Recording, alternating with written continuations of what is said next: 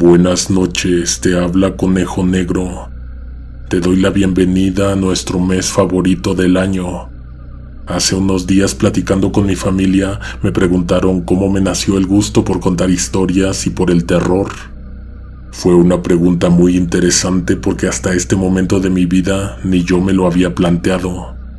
Sé que siempre me han gustado las películas y la literatura de terror, pero jamás me había detenido a analizar los momentos que lo definieron. Te voy a hablar de una persona que conocí cuando tenía 14 años. La historia que me contó y cómo me la contó me dejó impactado e impresionado y no se me ha olvidado hasta el día de hoy. En ese entonces me inscribí en un club literario en una casa de cultura.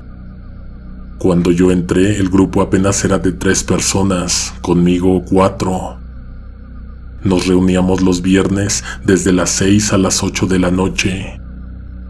Unos 2 meses después de que me integré, llegó una 5ª persona. Era una mujer muy peculiar, tenía rasgos únicos, no se parecía a nadie que yo hubiera conocido antes, tanto por fuera como por dentro. A la edad que yo tenía entonces, ella podría haber sido mi abuela. Rápido entramos en confianza, empezamos hablando de las cosas que leíamos y después me contó de su vida personal.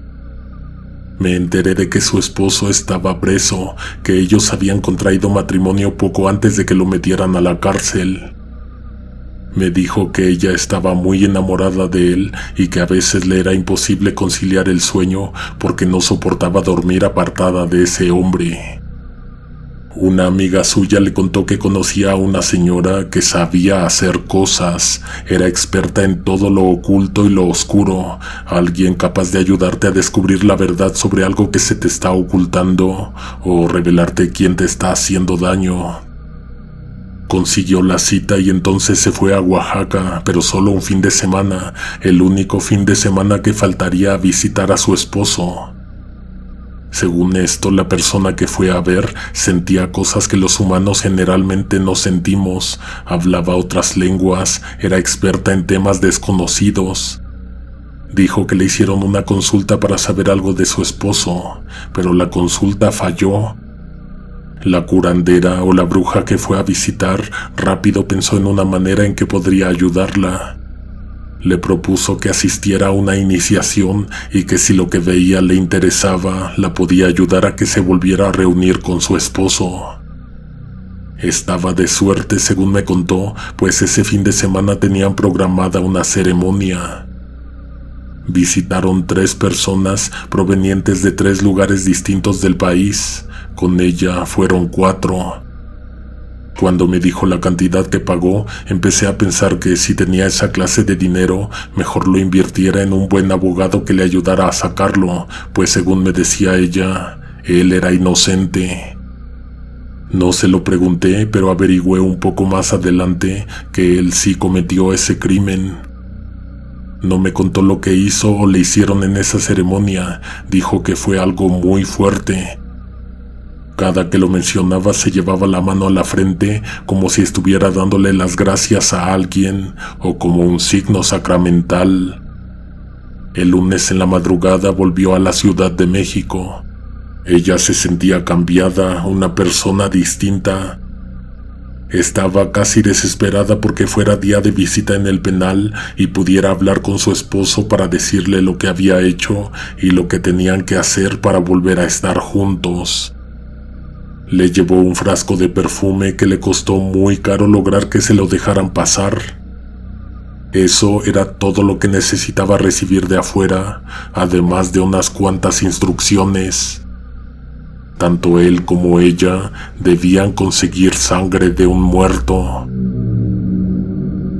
¿Crees que conoces a la gente hasta que te empiezan a hablar de las cosas que hacen en privado cuando nadie las ve? Cuando me dijo esto de la sangre, me sorprendí demasiado porque más me interesaba saber de dónde la había obtenido ella. También me pasó por la mente algo que te digo con mucha pena, pero desgraciadamente era mucho más fácil que él, adentro de la cárcel, la consiguiera. Ya que tuvieran esa sangre, cada uno tenía que embarrarla en el tronco de un árbol. Ella me dijo que vertió casi un vaso completo de sangre en el tronco de un árbol que estaba justo afuera de su casa. Iba a enterarme de dónde sacó tanta sangre, solo si le rogaba que me dijera, ya que varias veces evadió mi pregunta. No mató a nadie, pero hizo algo que también ha de ser un delito grave. Se la compró a un doctor de un hospital público. Te preguntarás cómo la consiguió su esposo. Mataron a otro recluso, lo acribillaron en un corredor abierto del segundo piso, muy cerca de los balcones que dan hacia el patio. A mí se me hace que también la compró, pero a él le debió salir más cara porque lo que debió haber hecho para conseguirla, me lo imagino más violento y macabro. También necesitaban extraer de su propia sangre y vaciarla en las raíces del árbol. La señora me dijo que iba a omitir 2 pasos de las instrucciones y con una sonrisa extraña añadió que porque no me quería ver a mí haciendo esas cosas. Por una parte me hizo sentido eso que me dijo, aunque por otra parte me pareció que si la primera instrucción había sido tan siniestra y mórbida, seguramente me estaba ocultando cosas peores que hizo. ¿De dónde habría sacado tanto dinero para conseguir y hacer todas esas cosas? Estoy casi seguro de que esa mujer me confesó un crimen, pero supongo que a esa edad no lo pude procesar bien. Era un hecho que el dinero que tenía ella estaba muy relacionado con que él estuviera encarcelado. Trata de imaginar por qué o cómo, ya que yo tengo muchas teorías. A ella no le costó mucho trabajo hacer el último paso, que era dormir amarrada al tronco del árbol. Hasta este momento no te imaginas qué es lo que iban a hacer. Yo tampoco, pero estaba maravillado porque a diferencia de todos los libros de horror que había leído hasta ese punto en mi vida, esto que estaba escuchando era completamente real. ¿No te hace pensar que alrededor de todos nosotros hay tantas historias por contar?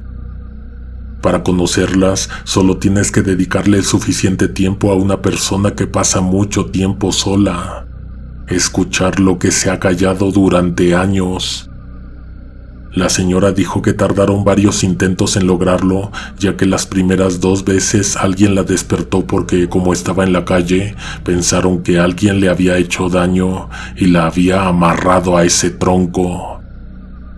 Te estás imaginando a una persona que tiene poco que conoces y que siempre te habías preguntado ¿por qué actúa tan extraño? ¿Cómo es su vida? Te la puedes imaginar atándose a un árbol en las horas más oscuras de la noche, echarse a dormir para poder conectarse a un sueño donde los dos tuvieran conciencia y pudieran interactuar, hablar, sentirse.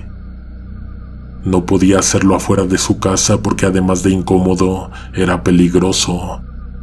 Tuvo que conseguir más sangre porque se dio cuenta de que tendría que buscar un lugar donde nadie la fuera a molestar. Escoger un nuevo árbol y volver a prepararlo. El punto 3 y el 4, cualquiera que estos fueron, tuvo que repetirlos. Dijo que se fue al bosque de los dínamos. Un lunes, como a las 5 de la tarde, cuando todavía había luz dentro de la arboleda, se internó. Tenía planeado pasar la madrugada en el bosque, a solas. Me dijo que muchas de las cosas que hizo en ese entonces las planeó muy bien, les puso bastante empeño, les invirtió tiempo y dinero, pero que la única cosa que le salió mal o que no previno fue llevarse alguna fuente de luz esa vez. Cuando se hizo de noche, al frente, a los lados y detrás de ella, no volvió a ver más que el negro absoluto hasta que amaneció. El árbol que escogió y en el que vertió la sangre no era muy grande, no era muy pequeño, apenas lo suficientemente grueso para que ella sola se pudiera amarrar. Le dio un trago a la botella de perfume. Tardó en poner su mente en blanco, pero cuando lo logró, se quedó profundamente dormida. Le dijeron que iba a despertar en el sueño convertida en un animal. No pudo ver su cuerpo, pero ella juraba que sentía que era una pantera. Que al principio sus alrededores no parecían ningún lugar, pero que poco a poco se empezaron a convertir en un campo extenso, con hierbas crecidas y un árbol al centro. Un lugar muy bien iluminado, pero muy frío. Era un sueño, pero ella dijo que se sentía como la realidad, como si su mente existiera en un nuevo cuerpo dentro de otro plano o dimensión. Cuando vio aparecer a un tigre a lo lejos, supuso que se trataba de él, de su esposo. Lo habían logrado después de tanto intentarlo. A diferencia de todos los sueños, en este ambos tenían control, libertad, conciencia. Si querían tener sus cuerpos humanos, primero deberían arrancarse la piel del animal que los estaba hospedando, según le dijo la persona que fue a visitar a Oaxaca. Intentaron arrancarla, pero se sintió tan doloroso como en la vida real. Terminando esta frase, lo que se me vino a la mente era que el perfume o la sustancia que les habían dado para preparar este ritual seguramente los metió en un profundo estado de alucinaciones y paranoia intensa. ¿Era un sueño real o una alucinación compartida? ¿Qué hicieron cuando se vieron? ¿Pudo hablar con él realmente? ¿En verdad tuvieron un encuentro? ¿Podrían recordar la próxima vez que ella lo fuera a visitar al penal lo que hablaron, lo que hicieron en ese sueño? Solo se vieron a los ojos y lloraron durante un largo rato. Él veía una pantera y ella veía un tigre, pero bien ambos sabían quién era quién. Se acordó que le dijeron que debía arrancarse la piel para poder hablar, para poder tocar, sentir, oler.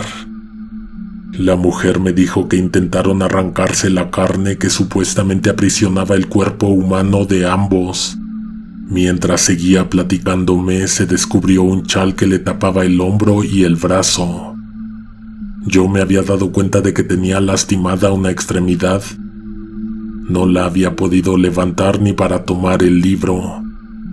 Tenía una curación con amplios vendajes y cintas adhesivas. Quería mostrarme una herida, demostrarme que lo que me estaba contando no era inventado. Esto me hizo el tigre, dijo al momento en que revelaba una espantosa lesión. 3 arañazos que se veían profundos y dolorosos, heridas que no se pudo haber causado ella misma. Se veía la piel, la grasa, el músculo. ¿No cree que debería ir a que le hagan la curación a una clínica o a un hospital? Voy a regresar a Oaxaca, me dijo. Ahí me van a curar y me van a decir qué hacer. Y luego te sigo contando porque ya me tengo que ir. Se despidió de mí, me dio una especie de bendición, se acomodó el chal y salió caminando a la calle. Esperé un poco y luego fui tras de ella, pero como para ver que se fuera con bien. Pensé que un carro había pasado a recogerla, pero no. Iba caminando sola por el empedrado, seguida no de tan cerca por 2 personas.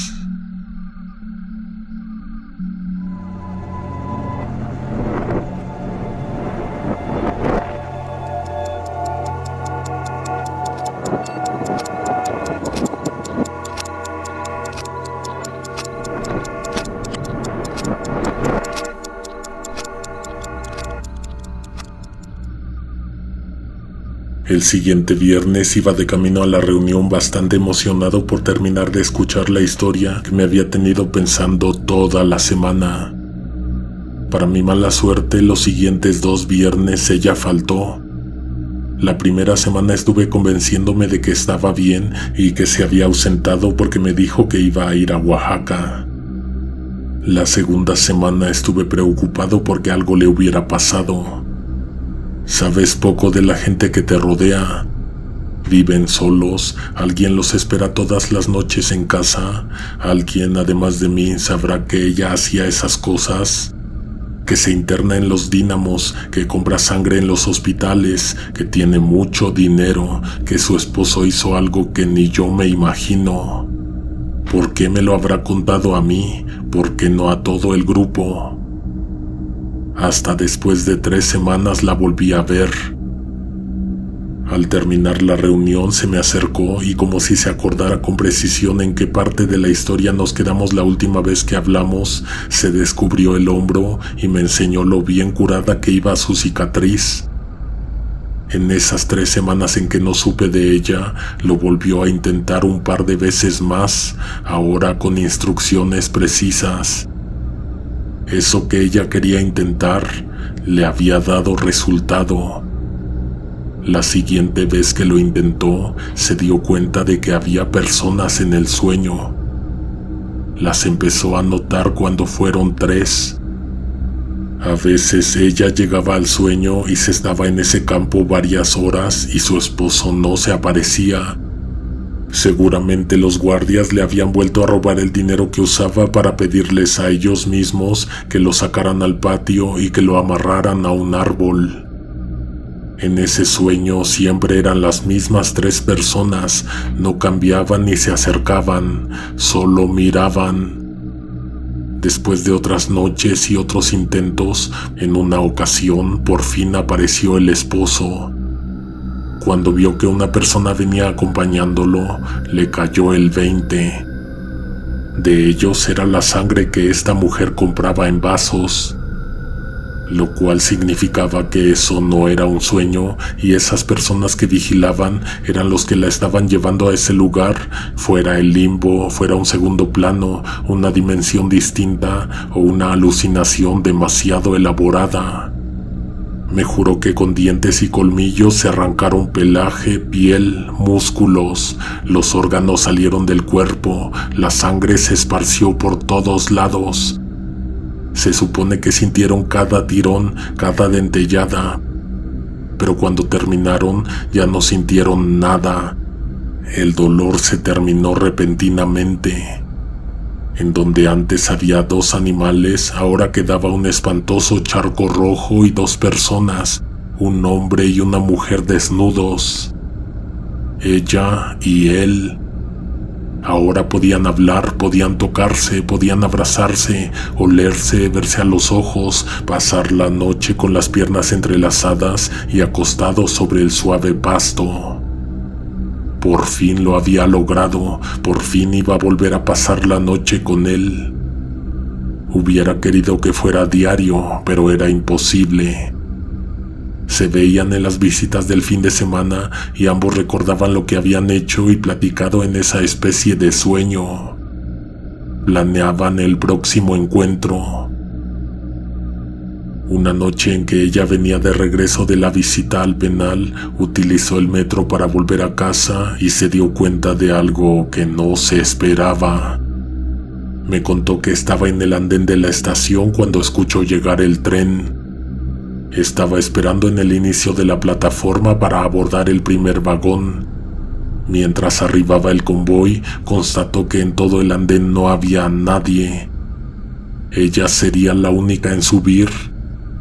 Se abrieron las puertas y ella abordó. Al momento en que entró, vio que 3 hombres también subieron. Ellos 3 parecía que venían juntos e ingresaron por la misma puerta. A ella le pareció extraño por varios motivos. Uno de ellos, que de verdad no había nadie en la plataforma. Y otro, que ese era el vagón exclusivo para mujeres. Los 3 sujetos se quedaron en el otro extremo del vagón. Eventualmente volteaban a verla, pero no fijaban prolongadamente su mirada. Solo de vez en cuando y pronto la bajaban. Estaba llegando a la estación donde hacía el transbordo y entonces se levantó. Ellos vieron y también se levantaron. Se acercaron a la puerta porque también iban a bajar. Se detuvo el tren, se abrieron las puertas, ella salió y aparentemente ellos también, solo que al poner pie en la plataforma, los 3 hombres ya no estaban.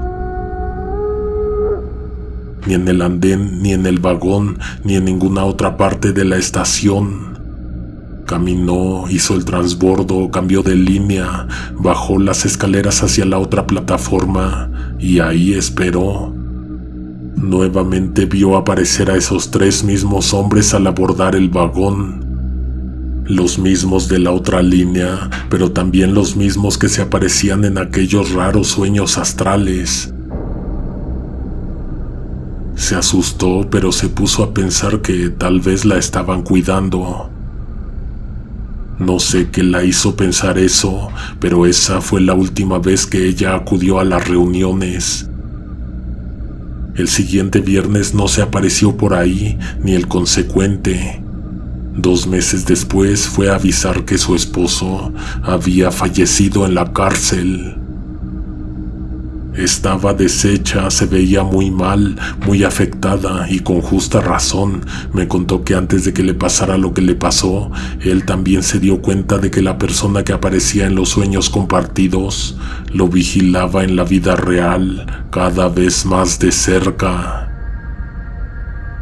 Se despidió de nosotros y nos dijo que ya no iba a regresar, pero que la podíamos visitar en su casa. Nos compartió su domicilio y su número de teléfono. La vi salir del lugar acompañada de 3 personas que te juro que no estaban en el salón. Fui tras de ella para ver lo que mis ojos no podían creer. 3 hombres la acompañaban, aunque de una distancia no tan reducida.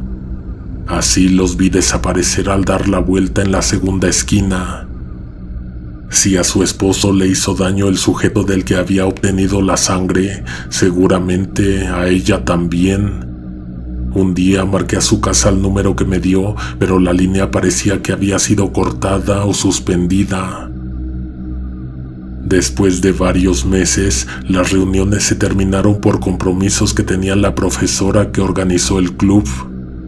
No volví a ese centro ni volví a marcarle a la señora. Como 2 años después, me encontré a una de las compañeras que asistían a ese curso y que vivía por donde la mujer que me contó la historia. Hablamos brevemente, pero antes de despedirme le pregunté si no sabía qué había sido de aquella señora que también iba a las reuniones. ¿No te enteraste? La encontraron muerta en su casa. No hallaron signos de que alguien se hubiera metido a la fuerza. Lamentablemente fue un ataque muy violento e inexplicable, porque se llegó a la conclusión de que, de menos, le habían hecho daño y habían estado presentes 3 personas.